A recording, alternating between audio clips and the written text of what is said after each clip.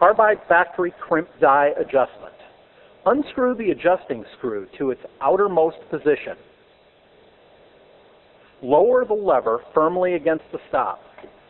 Screw the carbide factory crimp die in until it makes shell holder contact and finger tighten the lock ring. Select a loaded round you wish to crimp and install it in the 5th position.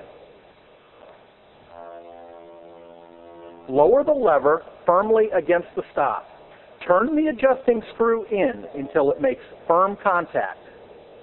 Lift the lever and turn the adjusting screw in an additional 1/2 turn.